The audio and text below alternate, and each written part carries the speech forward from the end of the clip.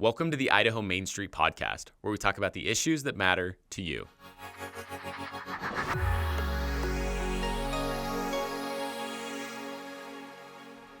Welcome to the Idaho Main Street Podcast. We're lucky today to be joined by a fixture of Idaho agriculture and a friend to Idaho politics, Laurie Lickley. Laurie, thanks so much for being on the podcast today. Well, good morning, Brennan, and thanks for having me. Thanks for the invitation to join you. I look forward to the conversations. You're joining us live from your childhood hometown of Salmon, Idaho, where you're telling us you had stories of mowing the lawn and seeing rattlesnakes and picking raspberries and running into rattlers. So you've got all the stories for us today. I do. I'm certain that we don't have time to share all of them, but yes, many stories of picking raspberries annually with rattlesnakes, mowing the lawn with rattlesnakes. Today, the chipmunks are running over my legs, and so I'd rather have chipmunks than rattlesnakes. But I am home, to check on my family, but B, we signed a lease agreement with the Idaho Fish and Game just a couple months ago on a reclamation pond right here on the Salmon River that we have open to the public for fishing in memory of my father. And so I'm here to check out the fishing pond, watch the chipmunks, and maybe ride a mule with my brother behind the house in memory of my dad. Oh, that's very sentimental. Love that, and hope that that's a good experience and that you catch some big ones. This is your first time on the podcast. We're going to have to dig in a little bit. We know you grew up in Salmon, Idaho, a former president of the Idaho Cattle Association, former legislator in the House of Representatives, current candidate for Senate seat District 26. Give our audience a little bit of background into who you are and what makes you tick.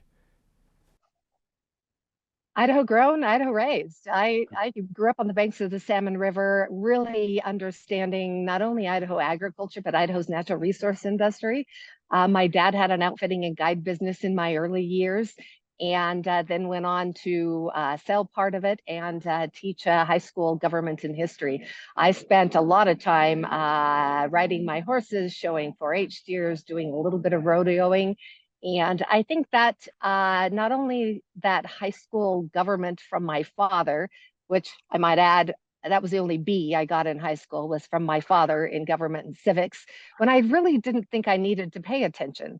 However, I think that really resonated. And, my family homesteaded in Idaho in the early 1900s. My husband's family homesteaded in Idaho in the early 1900s. We really care about Idaho, and my background is agriculture and natural resource. I've got a degree from the University of Idaho in agriculture economics, and that's where I met my husband. And he took me home to the ranch in Jerome, and we've been there for 34 plus years. I can tell you that we care about Idaho, and more importantly, I love the beef industry. I served from a local to a national level, and I really look forward to taking another run at the Senate. So we got to go back a little bit to your first run in Boise. So you went to Boise. You decided your love of Idaho fueled you into running for local office and to state to be the representative for district. I think it was 24 at the time before it got redistricted. Tell us about what your experience was like as a legislator. Yeah, I spent 2 terms in the Idaho House of Representatives, Brennan, and that was Legislative District 25, which was 25. all of Jerome and most of rural Twin Falls County. And fully enjoyed my time there, spent all 4 years on health and welfare and resources and conservation under the very, very good leadership of Dr. Fred Wood and Mark Gibbs, 2 very, very stalwart gentlemen, in my opinion, who both took me under their wings. I was appointed by the governor to serve on the Behavioral Health Council. I ended, my time in the House as chairman of Resources and Conservation. And we really tackled some very challenging but very rewarding projects during those 4 years. And I was actually really sad to see my time end. There was so much more that I wanted to do, on water issues, stock water issues. There was more I wanted to do on mental health. Much more we could have done on, tax relief, but then redistricting happened, and Jerome was placed with Lincoln and Blaine County, and we had a pretty tumultuous, I think, run, and it was a pretty big defeat going in. I did expect that I would be victorious, and I didn't realize that, I had a lot of different factions fighting me on both sides. Let's talk a little bit about those factions. So you are not a stranger to politics. You're not a stranger to campaigns and elections, and so you know what it takes to win. But you were looking at a little different constituency. You thought you were going to win, as you mentioned. What was it that really surprised you about that election that maybe moved the needle against you? I think the thing that surprised me the most was the outside money and the amount of outside money that came in from groups like Planned Parenthood to support my candidate and oppose me. There were websites built, there were social media campaigns, mailers that went out that really disparaged my character in regards to the trigger legislation that was passed. And I was very disappointed to see that my character and my integrity were thrown under the bus. But I think this legislative district is extremely diverse, and I think we've got extreme on both sides. I've taken it from my own party in my legislative district, and I've taken it from the far left, and I think both of them got me 2 years ago, and I'm hopeful that this time around we're meeting people where they're at. We're able to have a broader dialogue around the issues, and I hope we have a chance to visit with about some of those that matter to all of them. Because I can knock on one door, Brennan, and get somebody who wants to talk about contraception. I can knock on another door that they want to talk about school vouchers, and then I can knock on a door just across the street, and they are frustrated with the political environment. And so I think being able to listen um, to the constituency is going to be huge in this ground game. But 2 years ago, it was tough. I'm not going to lie. I think that there's a period of grieving, much like many of my colleagues and friends had happen on May 21st. I think you grieve, you're sad, you're angry, and then you're able to kind of, gather yourself, relook at things, and develop a plan that is in the best interest of Idaho. I am Idaho. I care about Idaho, and I care about Idaho's future. And you made the decision after being defeated and getting back to your very busy life on the farm and family. What was it that kind of prompted you to say, you know what, the Idaho Senate is the place that I need to be now? Mhm.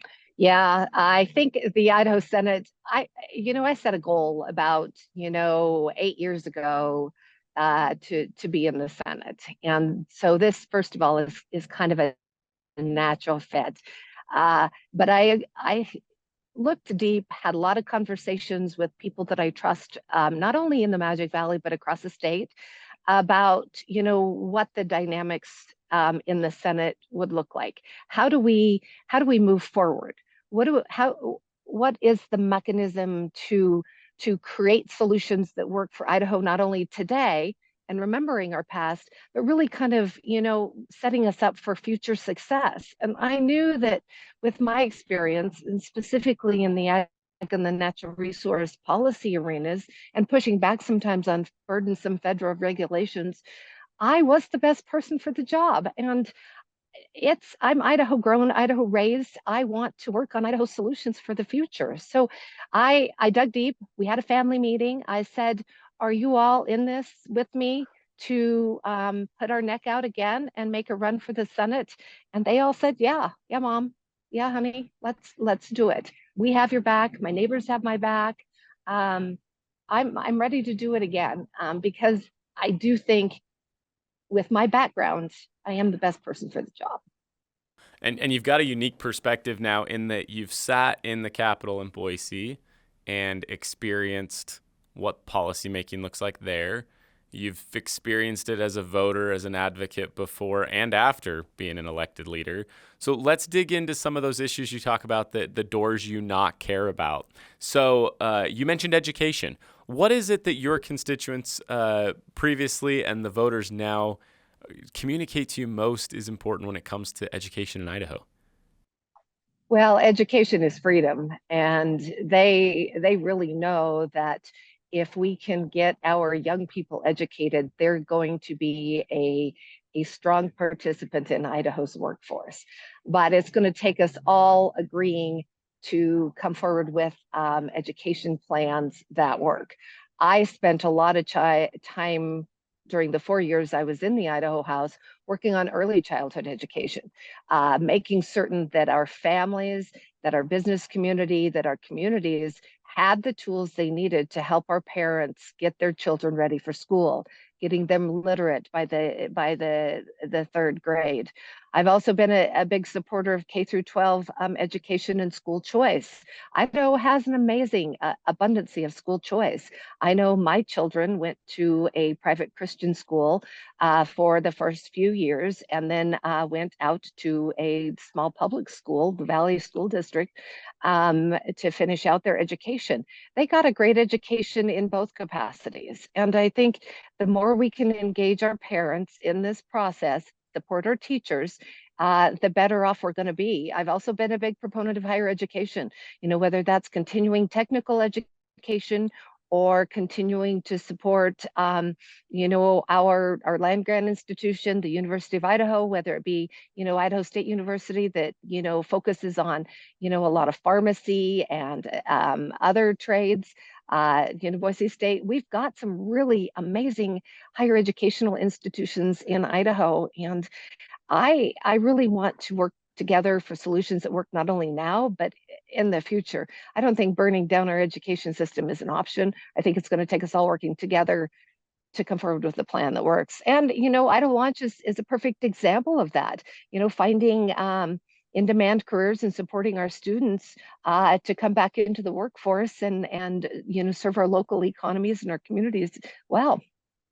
Yeah, and we could obviously spend hours talking about education, and we know that there's going to be some exciting education opportunities and debates when it comes to policymaking there.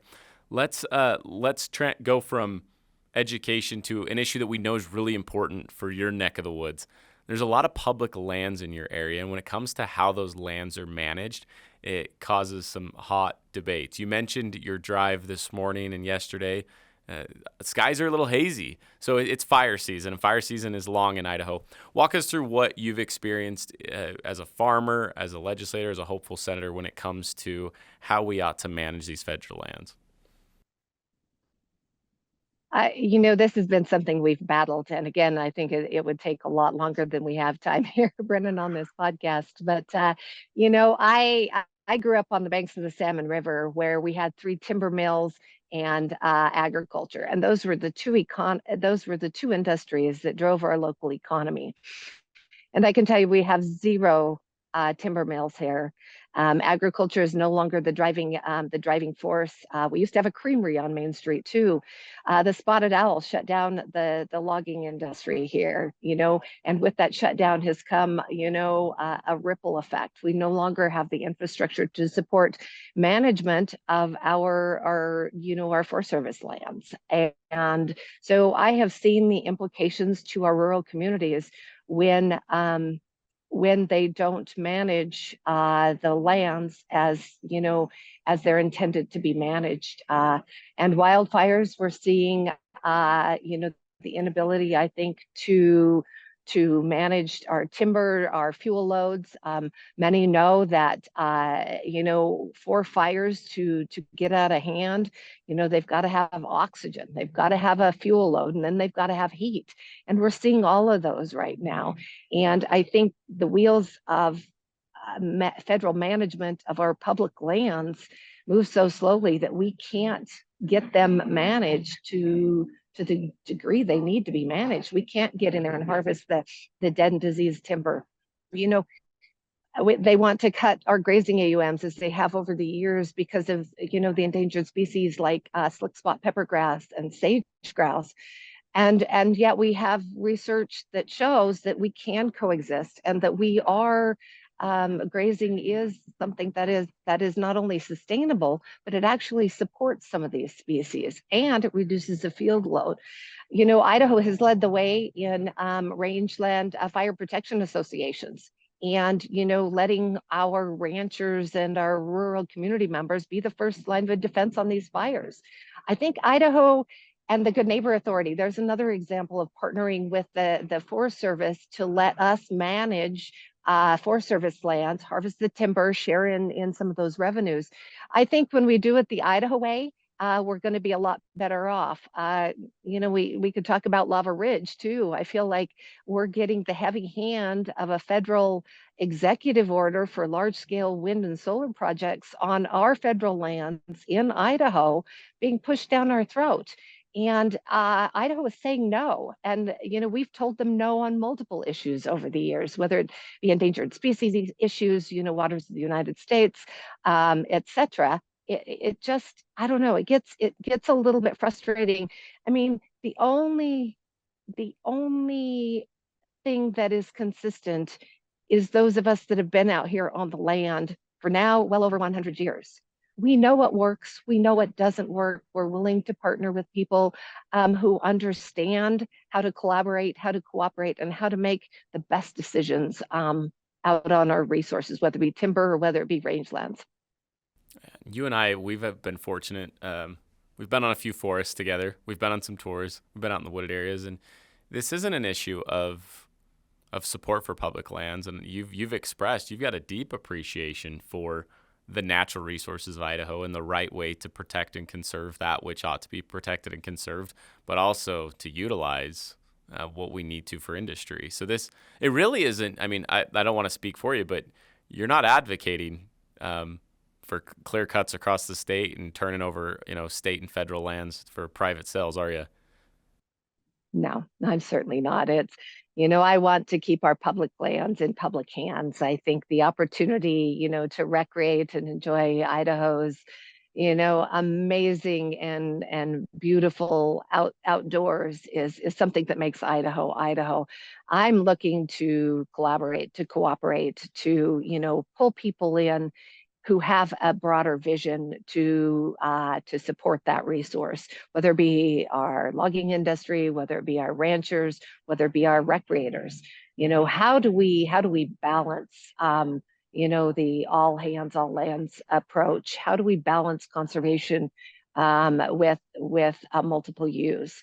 And I think we've got a lot of really smart people, Brennan, in Idaho. And I think if we pull them to the table, we look at the landscape, we collaborate, and we look at the future on how to maintain our rural economies, I think we can come forward with some pretty amazing solutions. And yeah, no, I care about Idaho. I care about her. I can tell you one thing that, my brother wants us to keep working on is in the national forest and in the wilderness areas, chainsaws are considered motorized vehicles, and our volunteers can't clear trails. And it's frustrating. It's something my dad fought during his time with the Idaho and the National Backcountry Horsemen. There's simple things that, gosh, if our outfitters or, my brother who, packs into the backcountry in Idaho, they could take a chainsaw with them and help clear some of those trails. That might help with fire suppression. So I think we've got a lot of great people in Idaho that could work on solutions that might help with fires, that might help with all sorts of things. Yeah, it's a wonderful thing when you can sprinkle a little bit of logic into a situation. It doesn't happen often enough when it comes to federal bureaucracy. You mentioned Lava Ridge. For those who know about the Lava Ridge project, it is controversial to some and absolutely infuriating to many in Idaho. But there are a lot of people and maybe some of our listeners that aren't familiar with it. So you referenced, walk us through where it's at and what they're trying to do with the Lava Ridge wind farm. Yeah, the Lava Ridge Wind Energy Project is a large-scale wind energy project proposed in Jerome and Lincoln counties. I think there might be a little bit that was proposed in Minidoka, but I believe the final EIS pulled most of it out of there, and therefore most of it would be on in Lincoln and Jerome counties. And the final EIS was released late this spring, and they had pared it down considerably from what it was being proposed. But the communities have spoken, and they've spoken loudly, but they've also spoken with the Friends of Minidoka, which the internment camp is right there. And most recently, we see that the Idaho Conservation League this morning in the Times News has come out in support of it. And so seeing a conservation organization supporting the this large scale project is very concerning. And Lava Ridge, for me, is the one taking all the heat. There's 10 other large scale renewable wind and solar projects proposed on federal lands in the Snake River Plain. And so while Lava Ridge is the one taking all the heat, we've really got to be attuned to watching those others.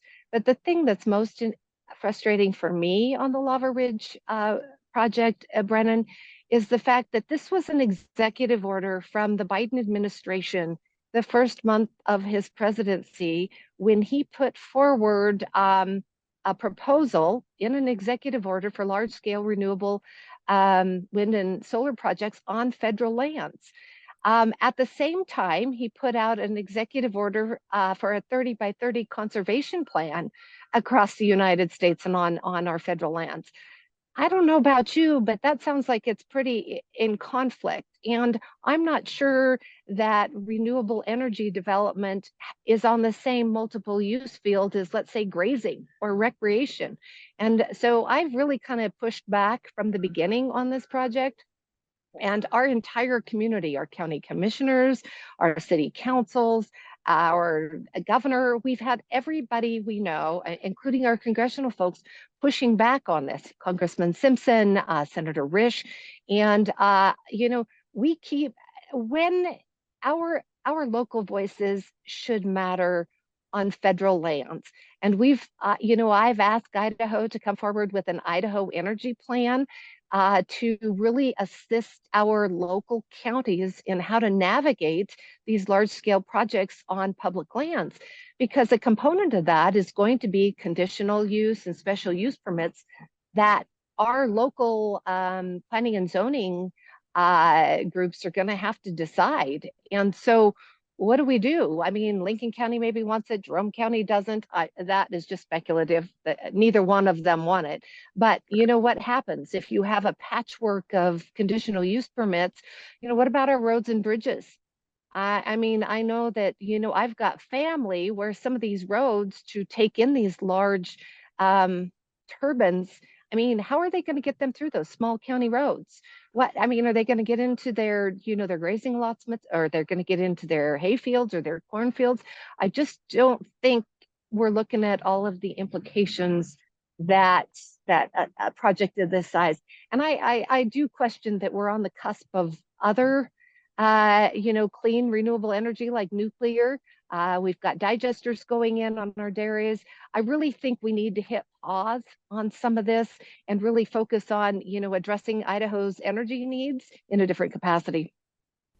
And I'm obviously not in the business of fear mongering or pushing the big red button that says the sky's falling, but it is concerning that there can be individuals working out of DC who can make decisions that drastically affect the lives of, say, small town Idahoans without what appears to be any public support from those in the communities.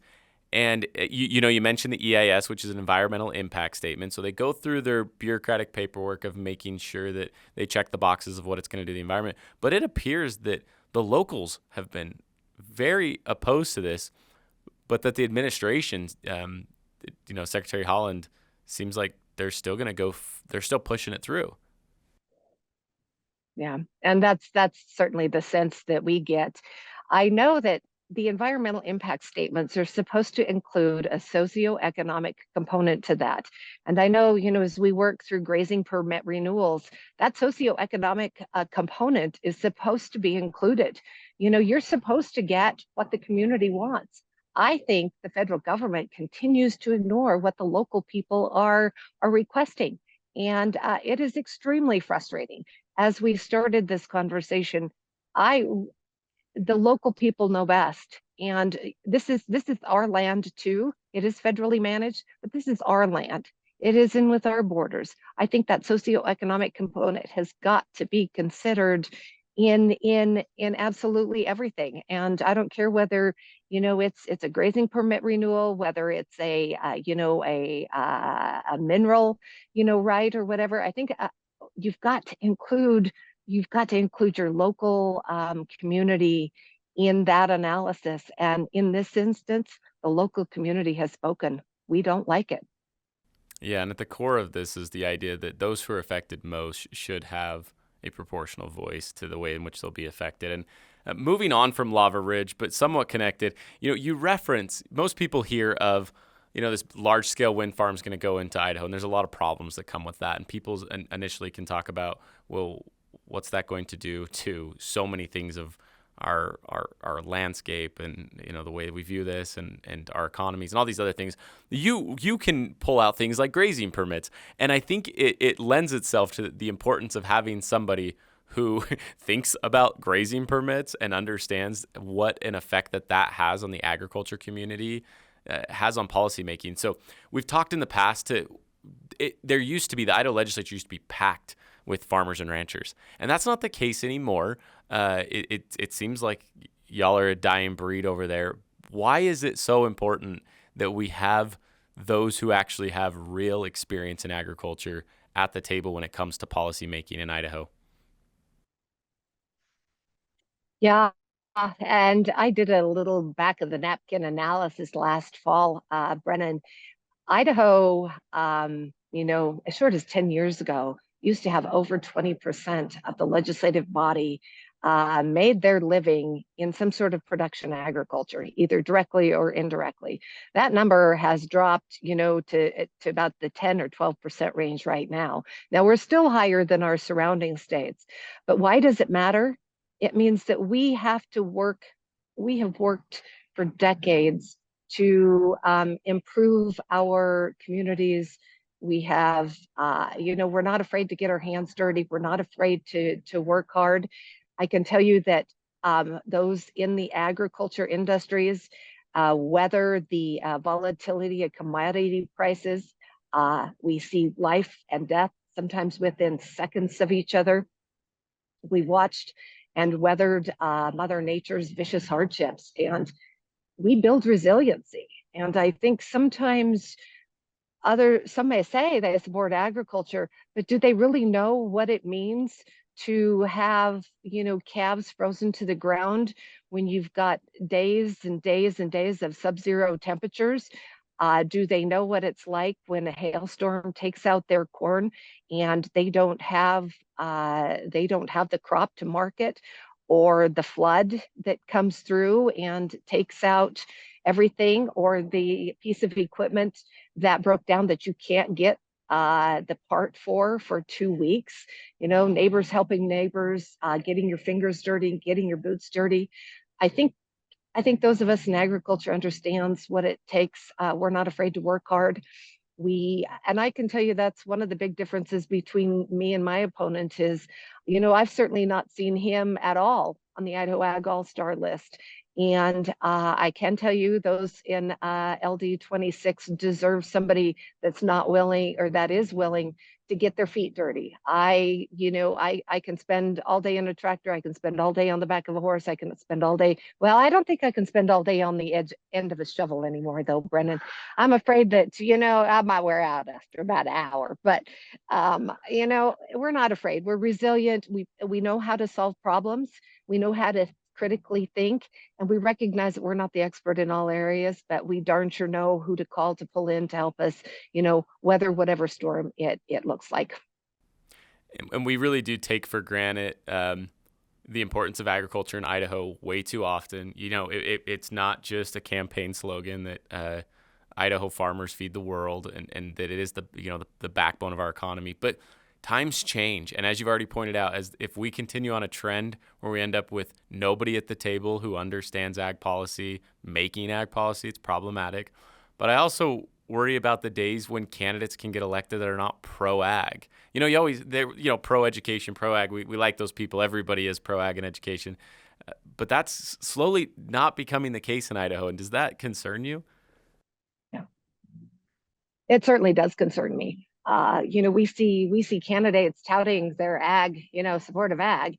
And then when it comes down to voting on legislation that the cattle industry or the dairy industry or the water users wants their groups support, and they don't support that in the legislature, I find that problematic.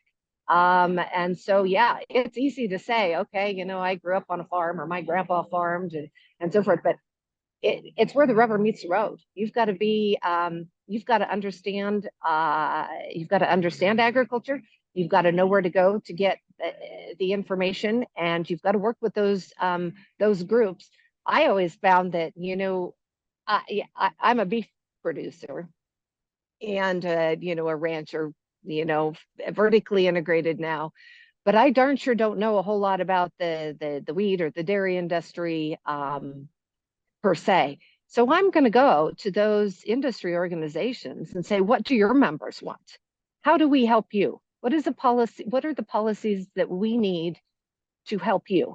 And I'm seeing that's not the case anymore. And that downright scares me to death. And I don't want to see us become like Oregon or Washington or California. We look at the regulatory environment there in regards to agriculture.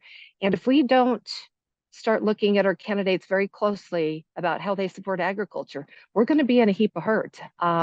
We're watching, I know between 2017 and 2022, there was over 140,000 acres of good prime agricultural land taken out of production in Idaho. In Jerome County alone, last year, we had 111 acres. And just for reference, an acre is about the size of a football field, converted out of agricultural land and put into, some sort of other use. We're seeing that trend continue across Idaho. And half of the farm receipts in Idaho come right out of the Magic Valley, too. We are a big supporter and a contributor to the gross domestic product of Idaho. And a lot of our product can't be consumed inside our walls. We've got to export it out of there. But it is the engine that drives our rural communities. It drives my community in Jerome, it drives the Magic Valley, it drives Lincoln County. And we've really got to, I think, make sure that we're looking at candidates who understand Idaho agriculture and its contributions to Idaho's economy. Yeah, well said. Well said. We started today talking about rattlesnakes in salmon, we got into your election, your family's history, born and raised in Idaho, and your desire to get involved in the Idaho legislature, the painful loss and the role that out-of-state money put in trying to take a conservative seat and turning it liberal. We got into the issues that mattered most to your communities. You talked about the importance of education, concerns over land management, and adamant opposition to the Lava Ridge project, the concerns there. We got into the importance of agriculture and having people that understand ag and have an ag work ethic at the table. We've covered a lot. Excuse me. What I think is important to end with, that we tend to do with all of our first-time guests, is we like to throw people on the spot. Our studio tech, Casey's already laughing because he knows exactly what question's coming.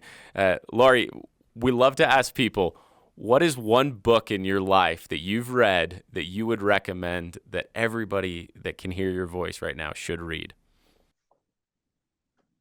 Oh, dear. Well, those that follow me on social media know that I've been a part of a book club for ladies for, I don't know, well over a decade. We have one Democrat, 3 Republicans, 3 Catholics, 1 Methodist. We're a very diverse group. And so we've read a lot of books over the years. And I usually have a hard copy of a book, and I'm usually listening to another one at the same time. But the book that stands out to me that I have in my library, I took to the Capitol with me to remind me of who I am, is the book that Justice Sandra Day O'Connor penned with her brother Alan Day, called The Lazy Bee. It talks about her time growing up on the Arizona-New Mexico border and kind of the birth of the Bureau of Land Management. She watched it grow right there. But I watched her resiliency and, I think that propelled her.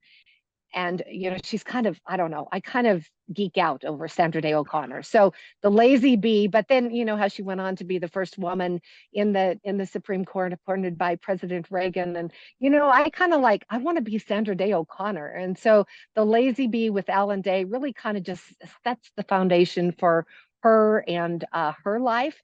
And, it really almost to some degree sets, kind of lays the stage for mine. Yeah, the lazy bee. Thank you for that recommendation. I'm pretty sure that was my nickname that my dad called me because I am not good at the end of a shovel. But we know, Laurie, you've got some fishing that you hopefully will get to do today, maybe a little bit of mule riding with your family, but it's always back to work, both campaigning and getting involved on the farm and making sure everything's run properly. Thank you so much for your time. We appreciate your insights, and we definitely appreciate your service. So any last words you'd like to leave us with? No, just thank you for the opportunity to visit with you. And the one issue that we did not get to talk about was creating a safe environment to talk about women's health. And I'm really enjoying my time on the Idaho Contraceptive Education Network, making sure that we protect access to contraception, in vitro fertilization, and again, keeping government out of the doctor's offices in women's health. Well, I'll make you a deal. How about we're going to set aside some time. If you can find any few spare minutes for us, let's have you back on and we can talk specifically about that issue. All right. Well, again, thank you so much for having me. I appreciate it. And until we talk again. Thank you so much. Until next time.